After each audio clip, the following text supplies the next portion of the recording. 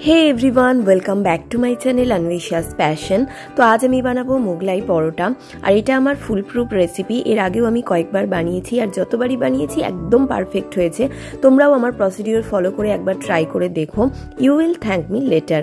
চলো ভিডিওটা স্টার্ট করি, কিন্তু ভিডিও স্টার্ট করার আগে যদি তোমরা আমার চ্যানেলে নতুন হও তাহলে চ্যানেলটা সাবস্ক্রাইব করে পাশে থাকা বেল বাটনে ক্লিক করে অল করে দিও, এতে করে আমার সব ভিডিওর নোটিফিকেশন তোমরা পেয়ে যাবে। তো এখানে আমি ফার্স্টে নিয়ে নিয়েছি ময়দা, আর ময়দাটা আমি আন্দাজ মতোই নিয়েছি, তবে যে পরিমাণ ময়দা নিয়েছিলাম তাতে 4টে মোগলাই হয়ে গিয়েছিল। তো এর ওপর আমি দিয়ে দেবো পরিমাণ মতো নুন আর বেশ খানিকটা পরিমাণে সাদা তেল। সাদা তেলটা একটু বেশি দিয়ে ময়ান দিলে এটা বেশ ক্রিস্পি হয়। তো তোমরা ময়দাটা নিজেদের পরিমাণ মতো দেবে, যতজনের জন্য বানাচ্ছ সেই অনুযায়ী ময়দাটা অ্যাড করবে।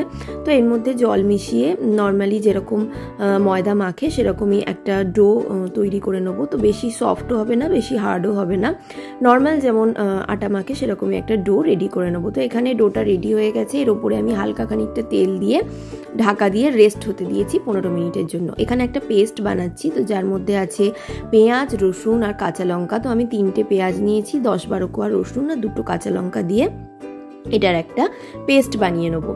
তো এবার আসছি মেন কুকিংয়ে। এখানে আমি ফ্রাইং প্যানের মধ্যে সাদা তেল দিয়ে দিচ্ছি। তো তেলটা গরম হয়ে যাবার পরে ওপর থেকে কিছুটা দিয়ে দেবো জিরে। দেন জিরেটা হালকা ফ্রাই হয়ে গেলে যে পেঁয়াজ, রসুন আর লঙ্কার পেস্টটা বানিয়ে রেখেছিলাম এই পেস্টটা দিয়ে দেবো। এই পেস্টটা দিয়ে ভালোভাবে আমাদের মশলাটা কষিয়ে নিতে হবে, যাতে করে পেঁয়াজ রসুনের কাঁচা গন্ধটা চলে যায়। তো 2-3 মিনিট ধরে মশলাটাকে আমি ভালোভাবে কষিয়ে নেব। তো আমার প্রসিডিওর ফলো করে এইভাবে একবার বাড়িতে বানিয়ে দেখো, ভীষণ সুন্দর খেতে হয়। আর এটা আমি ফার্স্ট টাইম বানাচ্ছি না, এর আগেও আমি 2-3 বার মোগলাই বানিয়েছি। তো এটা আমার ফুল প্রুফ রেসিপি, যতবারই বানিয়েছি ভীষণ সুন্দর খেতে হয়েছে। অবশ্যই তোমরা এইভাবে বানিও। তো মশলাটা একটু কষে যাওয়ার পর ওপর থেকে আমি গুঁড়ো মশলা অ্যাড করছি, হলুদ গুঁড়ো, ধনে গুঁড়ো, জিরে গুঁড়ো, কাশ্মীরি লঙ্কা গুঁড়ো আর সামান্য জল দিয়ে মশলাটা আবারও ভালোভাবে কষিয়ে নেবো। তো কিছুটা জল দিয়েছিলাম যাতে মশলাটা ধরে না যায়, তো কিছুটা করে মাঝে জল দিয়ে মশলাটা কষিয়ে নিতে হবে যাতে নিচে লেগে না যায়। মশলাটা খানিকটা কষানো হয়ে গেলে ওপর থেকে আমি ভাজা বাদাম দিয়ে দেবো। বাদামটা অলরেডি আমি শুকনো খোলায় ভেজে রেখেছিলাম। তো বাদামটা দিয়ে সব কিছু ভালোভাবে মিক্স করে ওপর থেকে আমি ব্রেড ক্রাম্বস দিয়ে দিচ্ছি। তো এখানে 1 প্যাকেট ব্রেড ক্রাম্বস আমি পুরোটাই ইউজ করেছি, পুরোটাই দিয়ে দিয়েছি। আর মশলাটার সাথে ব্রেড ক্রাম্বসটা ভালোভাবে মিশিয়ে নেবো। মিশিয়ে নিয়ে 2 থেকে 3 মিনিট ভালোভাবে এটাকে ফ্রাই করে নিতে হবে। দেন আমি এর মধ্যে পরিমাণ মতো নুন অ্যাড করেছিলাম, বাট ওই ক্লিপসটা নিতে ভুলে গেছি। তো তোমরা নুন অবশ্যই পরিমাণ মতো দিয়ে দিও। দেন এটা হয়ে যাবার পরে স্টাফিংটা আমরা একটা বাটিতে তুলে নেব। আর এখানে ময়দাটা দেখেছো আমি 15 মিনিটের জন্য রেস্টে রেখেছিলাম। তো এটাকে আরেকবার ভালোভাবে আমাদের থেসে নিতে হবে। তো নর্মাল যেরকম লেচি কাটে সেরকমই লেচি কাটবো, বাট লেচিগুলো একটু বড় সাইজের হবে। যদিও দোকানের মোগলাই পরোটা তো ভীষণ বড় সাইজের হয়, অতটা বড় বাড়িতে আমি করতে পারিনি। তো এখানে আমার লেচিগুলো কাটা হয়ে গেছে, আর দেখতে পাচ্ছ যে পরিমাণ আমি ময়দা নিয়েছিলাম তাতে 4টে লেচি হয়েছে। এবার হাতে করে নর্মাল যেমন গোল করে রাউন্ড শেপ দিয়ে দেয় সেরকম রাউন্ড শেপ দিয়ে দেবো।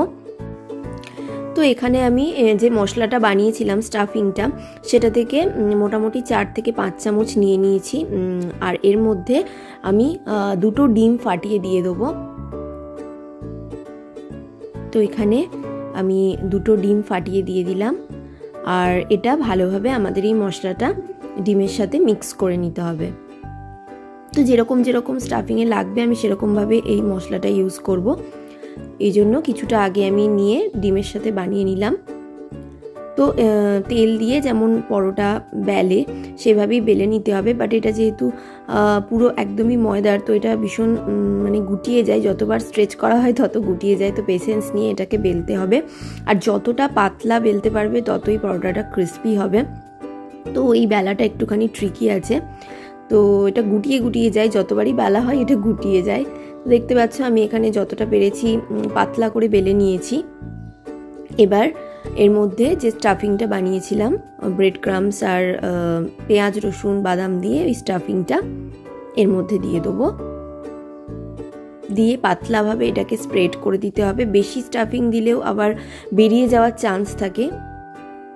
তো এখানে দেখতে পাচ্ছ স্টাফিংটা আমি দিয়ে দিয়েছি ভেতরে, আর একদম পাতলা করে স্প্রেড করতে হবে, নয়তো ভাজার সময় এটা বেরিয়ে যেতে পারে। তো 4 সাইড আমি হালকাভাবে এভাবে মুড়ে দেবো।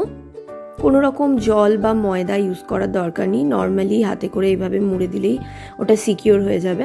তো 4টে সাইডই আমাদের সিকিউর করে নিতে হবে। তো এইভাবে আমি 4টে সাইডই মুড়ে দেবো, আর কিছুই না, এবার এটাকে আমাদের ফ্রাই করে নিতে হবে। তো ফ্রাইং প্যানে আমি পরিমাণ মতো সাদা তেল দিয়ে দিয়েছি ফ্রাই করার জন্য মোগলাইগুলো। এবার আস্তে করে মোগলাই পরোটাটা যেটা আছে এটা দিয়ে দেবো, ওপর থেকে কিছুটা করে এরকম তেল দিয়ে দেবো, আর একদম লো ফ্লেমে আমাদের এটাকে গোল্ডেন ব্রাউন করে ভেজে নিতে হবে। হাই ফ্লেমে ভাজলে ওপরটা বেশি কালার চলে আসবে, পুড়ে যাবে, ভেতরটা হবে না। তো একদম লো ফ্লেমে আস্তে আস্তে এটাকে ফ্রাই করতে হবে, তাহলে ক্রিস্পি হবে। আর এখানে আমি আর একটা বেলে ওপর থেকে দেখতে পাচ্ছ স্টাফিং দিয়ে দিয়েছি। তো এটা আরও পাতলা করে বেলেছিলাম, তো বেলার সময় ওটা গোল না হলেও চলবে। তো এখানে দেখতে পাচ্ছ এখানে আমার আর একটা পরোটা হচ্ছে, আর সেম ভাবে আমি বাকি পরোটাগুলো ভেজে নেব। তো দেখেই বুঝতে পারছো পরোটাগুলো কতখানি ক্রিস্পি হয়েছিল, আর যত পাতলা করে বেলবে ততই ক্রিস্পি হবে, বাট হ্যান্ডেল করা একটুখানি মাঝে মাঝে প্রবলেম হয়ে যায় বেশি পাতলা হয়ে গেলেও। সো ফাইনালি আমাদের টেম্পটিং মোগলাই পরোটা একদম রেডি। আমার প্রসিডিওর ফলো করে অবশ্যই বাড়িতে একবার বানিয়ে দেখো, নিরাশ হবে না, এটুকু বলতে পারি। আর ভিডিওটা আজকে কেমন লাগলো কমেন্ট করে অবশ্যই জানিও। ভিডিওটা ভালো লাগলে একটা লাইক করে দিও, চ্যানেলটা অবশ্যই সাবস্ক্রাইব করে দিও। আবার দেখা হবে নতুন কোনো ভিডিওর সাথে। Till then take care, by.